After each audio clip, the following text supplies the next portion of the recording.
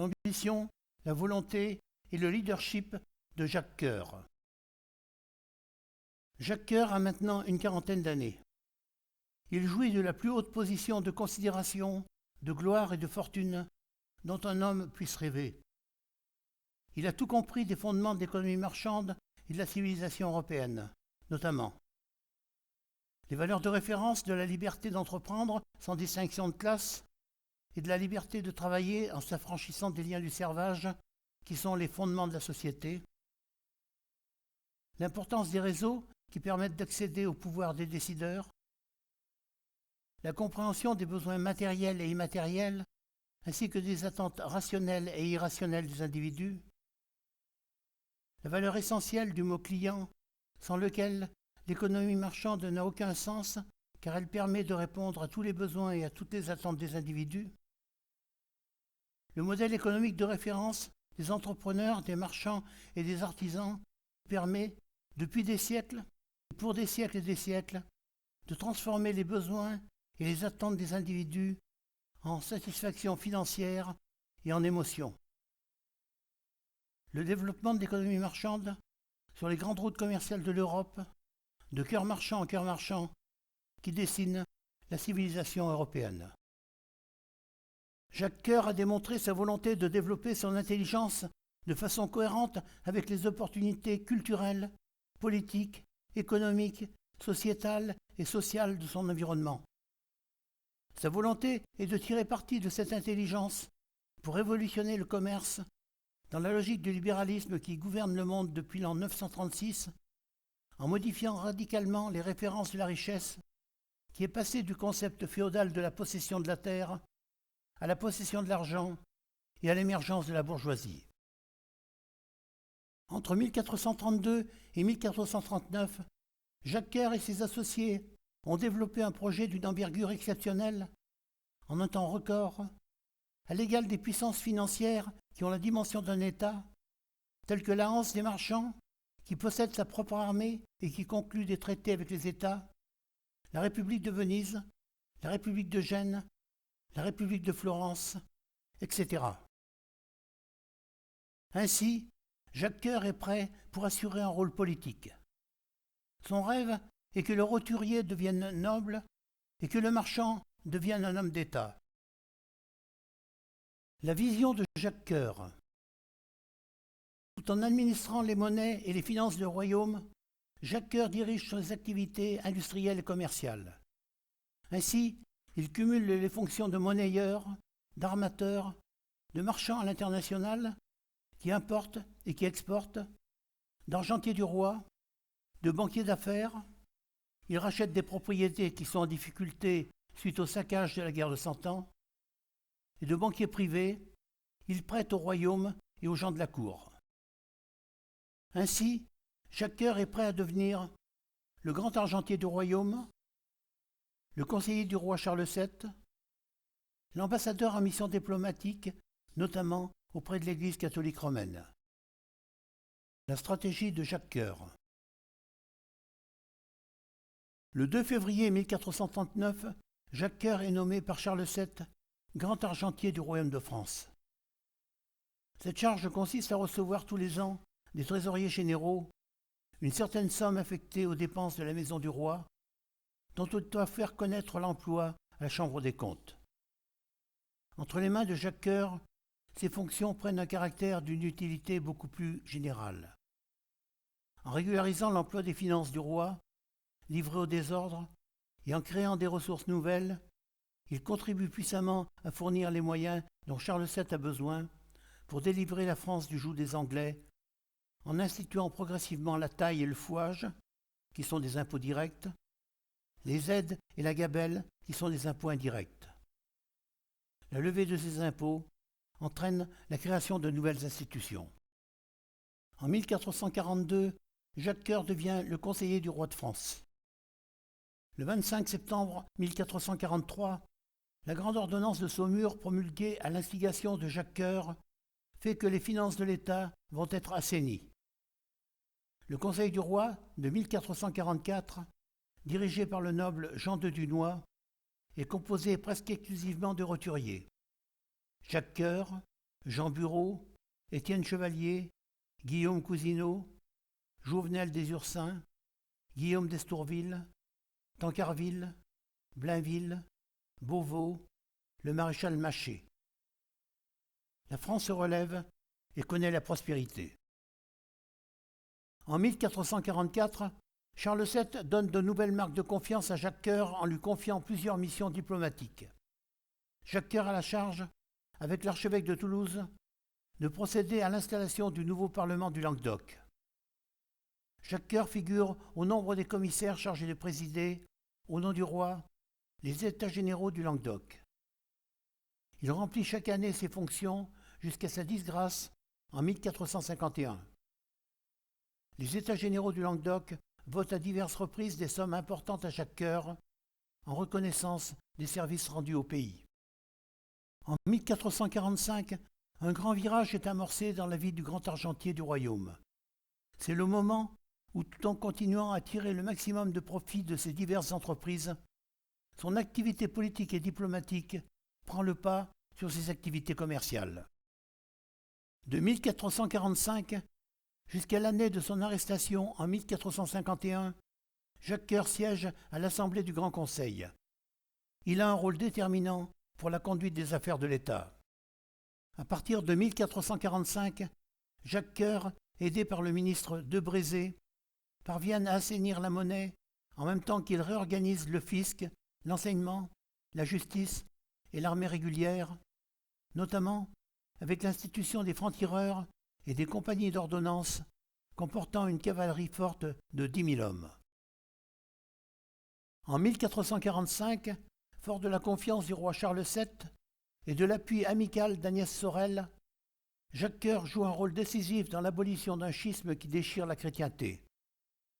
Un antipape, Félix V, a tenu un concile restreint à Bâle et siège dans son château de Ripaille, près de Thonon-les-Bains, alors que le vrai pape, Eugène IV, siège au Vatican.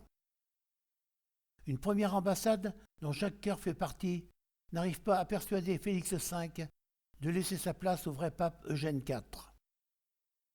Une nouvelle ambassade par Jacques Coeur a plus de succès. Tous les témoins sont frappés d'admiration par le faste déployé à des fins diplomatiques de toutes les qualités qui ont fait ses succès commerciaux. Il parvient à faire accepter le pape Eugène IV et fait du souverain pontife un ami fidèle qu'il retrouvera après sa disgrâce en 1453.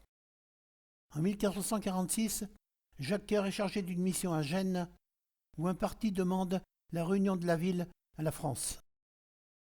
En 1447, Jacques Coeur est envoyé à Rome à l'occasion du schisme qui menace d'introduire Amédée de Savoie dans l'Église catholique romaine contre Eugène IV, qui est le candidat de la France.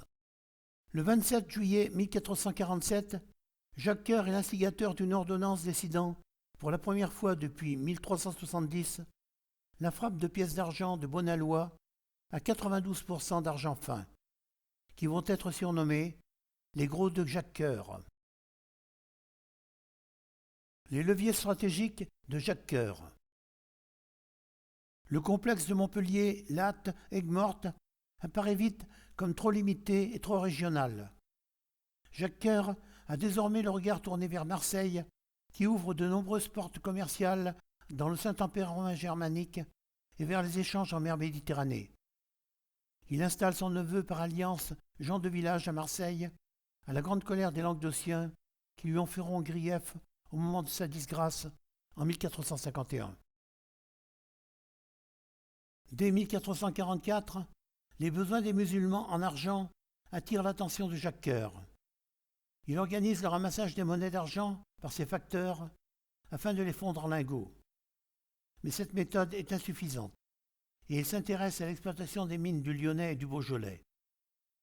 Le 24 juillet 1444, des lettres patentes donnent les mines en fermage à Jacques Coeur contre le droit du 10e de la production. Les mines du Lyonnais et du Beaujolais sont au nombre de 4. Les mines de la montagne de Pampilly sur la commune de Brucieux produisent de l'argent. Les mines de Chessy produisent du cuivre. Les mines de Saint-Pierre-la-Palude produisent du soufre. les mines de Joux-en-Tarare produisent du plomb. Jacques Coeur crée des partenariats locaux pour gérer les mines. Le 27 juillet 1447, Jacques Coeur rachète les mines de plomb et d'argent de la montagne de Pampilly sur la commune de Brucieux. Il fonde une compagnie avec un maître mineur, un fondeur et un marchand de beaux jeux. Ainsi, Jacques Coeur a la possibilité reconnue de se procurer du métal d'argent, alors que les ordonnances royales interdisent l'exportation des pièces monnayées. Aussi, il produit des lingots qui sont embarqués pour l'Orient et qui sont échangés contre des lingots d'or en réalisant une plus-value considérable. Nous sommes bien renseignés sur le fonctionnement de ces mines grâce au journal de Jean Dauvé. Ce procureur, nommé par le roi Charles VII, a été chargé de les gérer suite au procès de Jacques Coeur et à ses commandements du 29 mai 1453 et du 2 juin 1453. Paradoxalement, on ne manquera pas d'être étonné de voir Jacques Coeur capable de se montrer soucieux du bien-être et de la dignité des mineurs. Le personnel reçoit un salaire décent et bénéficie d'avantages fort appréciables. Ils sont logés, chauffés, nourris, blanchis gratuitement. Les dortoirs sont chauffés. La nourriture est d'une rare qualité. En revanche, les ouvriers sont soumis à une discipline draconienne qui ne laisse rien au hasard. Jacques Coeur tient beaucoup à ses mineurs, bien que les comptes qui nous sont parvenus ne laissent pas apparaître un grand bénéfice. Quand Charles VII cède à la demande d'Agnès Sorel de reconquérir la Normandie sur les Anglais, Jacques Coeur avance aussitôt la somme énorme de 200 000 écus, ce qui représente le quart du budget du royaume. Le 27 juillet 1447, lors de l'entrée du roi Charles VII à Rouen, Jacques Coeur, en sa qualité de grand argentier du royaume, a une place d'honneur dans le cortège. Il marche à côté de Jean de Dunois et il est vêtu comme lui.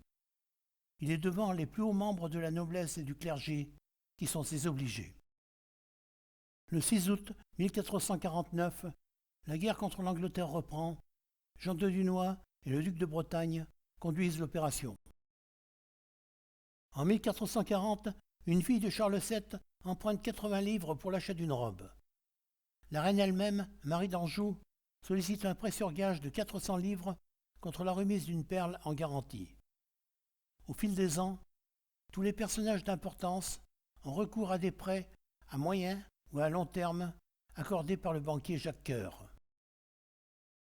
En 1444, un tournant important intervient dans la gestion du royaume avec la désignation officielle d'Agnès Sorel comme première favorite royale. Une amitié sincère s'installe entre Jacques Coeur et Agnès Sorel. La création de valeur pour les parties prenantes. Grand commis de l'État, Jacques Coeur multiplie les titres, à la fois armateur, marchand international, maître des monnaies, grand argentier du royaume, receveur des taxes du sel, commissaire aux États du Languedoc, conseiller du roi, ambassadeur auprès de l'Église catholique romaine. Il contribue à la reconstruction du royaume, à la remise en ordre monétaire de ses finances et de son économie, à la reprise de la Normandie aux Anglais par ses prêts d'argent et par ses fournitures d'armes. L'historien Jules Michelet nous dit « Cet homme intelligent rétablit les monnaies, invente en finance la chose inouïe, la justice, et croit que pour le roi, comme pour tout le monde, le moyen d'être riche est de payer. Il comprend les bienfaits de la statistique pour établir l'assiette de l'impôt et l'évaluation des ressources. Il présente au roi un dénombrement sommaire de la population et du revenu du royaume. Il donne des instructions pour policer la maison du roi et le royaume de France. Ses services signalés méritent un témoignage de reconnaissance. Dans toutes ses missions, Jacques Coeur fait preuve d'une intelligence et d'une grande habileté. La dynamique de Jacques Coeur. Au mois d'avril 1441, Charles VII accorde à son argentier des lettres d'ennoblissement pour lui, sa femme et ses descendants. Le marchand est devenu homme d'État. Le roturier est devenu noble. Il prend comme blason des armes parlantes. D'azur à la face d'or, chargé de 3 coquilles de sable, allusion à Saint-Jacques, et accompagné de 3 cœurs de gueule, avec cette devise « À cœur vaillant, rien d'impossible ». Les 3 cœurs semblent symboliser lui-même, son épouse adorée Massé de Léo de Part et ses enfants. L'appellation coquille Saint-Jacques vient des coquilles dont se parent les pèlerins qui se rendent à Saint-Jacques-de-Compostelle. Ces coquilles sont supposées porter bonheur car elles rappellent celles dont est sorti couvert un cavalier sauvé des eaux par les compagnons de Saint-Jacques qui transportaient sa dépouille en Espagne. Le choix des 3 coquilles Saint-Jacques par Jacques Coeur fait peut-être référence à la chance qu'il a eue de survivre au naufrage de Calvi lors de son retour de Damas en 1432, le porte-bonheur de ses transports maritimes, la référence à Saint-Jacques et à l'Église catholique romaine.